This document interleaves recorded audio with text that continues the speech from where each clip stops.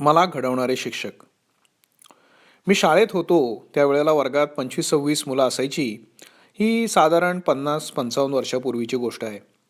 वर्ग इतका लहान असल्यामुळे प्रत्येक विद्यार्थ्याला शिक्षक खूप चांगले ओळखत असत. या मुलांच्या घरची परिस्थिती कशी आहे, तो राहतो कुठे, याचे मित्र कोण, सगळं शिक्षकाला ठाऊक असायचं. बरेचसे शिक्षक अभ्यासाव्यतिरिक्त एखाद्या मुलामध्ये चित्रकला म्हणा, गायन कला म्हणा, खेळ अशा बाबतीत विशेष गुण आढळला तर त्याला खूप प्रेमाने उत्तेजन द्यायचे. मी पार्ल्याला ज्या टिळक विद्यालयात शिकलो तिथे असे खूप शिक्षक मला भेटले. सगळेच शिक्षक खूप प्रेमळ होते असंही नाही, काही संतापीही होते. पण त्यांच्या संतापामागं विद्यार्थ्यांच्या भल्याची चिंताही असायची. D.N. भागवत नावाचे आमचे इंग्रजीचे शिक्षक होते. आमच्या वर्गातल्या ज्या मुलांना इंग्रजीची आवड असे त्यांच्यासाठी ते शाळा सुटल्यावर स्वतःच्या घरी तासभर वर्ग घ्यायचे. फी वगैरे काही नाही. इंग्रजीत मागे पडणाऱ्या मुलांना सुद्धा असंच विनामूल्य शिकवायचे. मी शाळेत शिकत होतो तो महात्मा गांधींनी चालू केलेल्या चळवळीचा काळ होता. आमची शाळा इंग्रज सरकारकडून अनुदान घेत नव्हती. लोकमान्य टिळकांच्या स्मरणार्थ निघालेली होती. असल्या शाळांना राष्ट्रीय शाळा म्हणायचे. सरकारी शाळांच्या मानानं शिक्षकाला पगारही कमी मिळायचा. ध्येयवादी शिक्षक असल्या राष्ट्रीय शाळातून येत असत. मुलांच्या मनात देशाविषयी प्रेम निर्माण व्हावं, चैन, पोशाखीपणा, ऐशाराम ही वृत्ती मुलांच्यात नसावी यासाठी शाळेमध्ये स्वदेशी वस्तूंचं प्रदर्शन भरवलं जायचं. थोर देशभक्तांची चरित्र सांगितली जायची, उत्तम व्याख्यानं व्हायची, मुलांचं शारीरिक आणि मानसिक बळ वाढावं यासाठी वेगवेगळे कार्यक्रम चालू असायचे. असल्या वातावरणात अमुक एकाच शिक्षकांनी मला घडवलं किंवा माझ्या मनावर परिणाम केला असं म्हणणं बरोबर नाही. तरीसुद्धा काही शिक्षक विशेष आठवतात. माझ्या लहानपणी ज्यांनी माझी साहित्य, संगीत, नाटक असल्या गोष्टींची आवड पाहून उत्तेजन दिलं.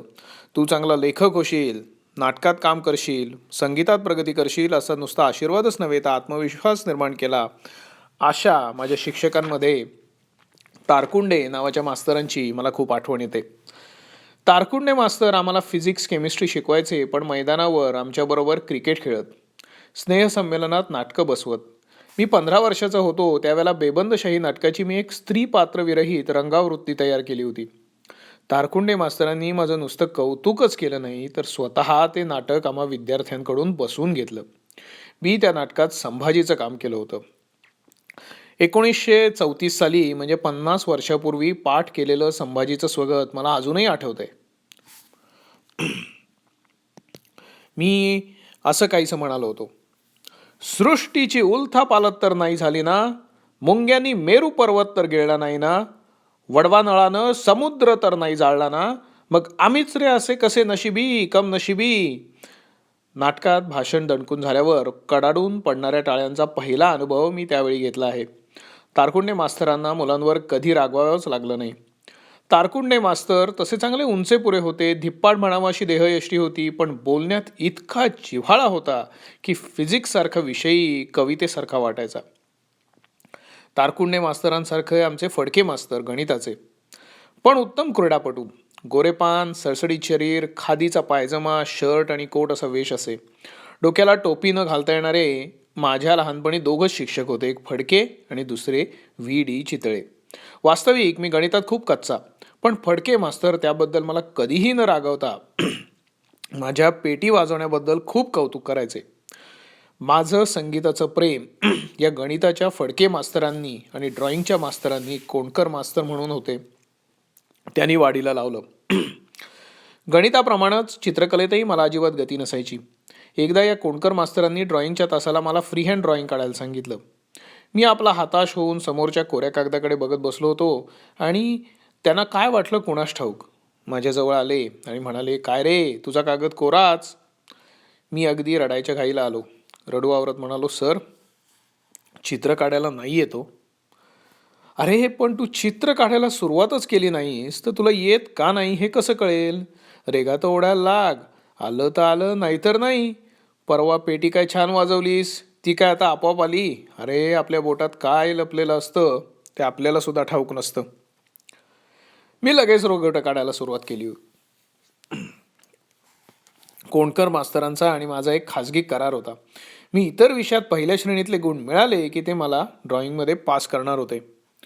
आणि गंमत अशी की मी देखील त्यांना उगीचच पास करायला लागू नये म्हणून प्रयत्नपूर्वक ड्रॉइंगकडे लक्ष द्यायला सुरुवात केली. माझी बोटही मला साथ द्यायला लागली. आणखी एका शिक्षकांची मला नेहमी आठवण येते ते म्हणजे डी चितळे. पुढे एक फार मोठे साम्यवादी नेते म्हणून त्यांचं नाव झालं. परवा ऑलिम्पिक हॉकी स्पर्धा दूरदर्शनवरून पाहताना मला त्यांची खूप आठवण झाली. त्यांनी आम्हाला त्या काळात आंतरराष्ट्रीय स्पर्धा जिंकलेला ध्यानचंद आणि त्याचे सहकारी खेळाडू यांचा खेळ दाखवला होता. हे गुरुजी आम्हाला इतिहास शिकवत पण स्वतः उत्तम खेळाडू होते.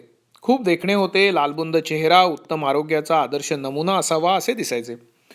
सदैव हसणारे आणि उत्कृष्ट वक्तृत्व. ते बोलायला लागले की आम्ही मंत्रमुग्ध होऊन त्यांचं बोलणं ऐकत राहायचो. माझी वक्तृत्वाची जी काही आवड असेल ती चितळे मास्तरांनी जोपासली. त्यांनी दिलेला एक गुरुमंत्र मला आजही आठवतो. ते म्हणाले होते, समोर कितीही गर्दी असो त्यातल्या तू एकाशी बोलतो आहेस असं समजून बोलत जा. म्हणजे त्या गर्दीतल्या प्रत्येकाला तू त्याच्याशी बोलतो आहेस असं वाटेल. फोटोतली सरस्वती कशी प्रत्येकाला आपल्याकडे पाहते आहे असं वाटतं ना, तसंच या सगळ्या शिक्षकांनी केलेल्या चांगल्या संस्कारांनी घडून मी किती चांगला झालोय हे सांगता येणार नाही. पण त्यांच्याविषयी माझ्या मनामध्ये मोठी कृतज्ञता आहे. त्यांची आठवण झाली की पुन्हा एकदा मी शाळकरी वयाचा होतो.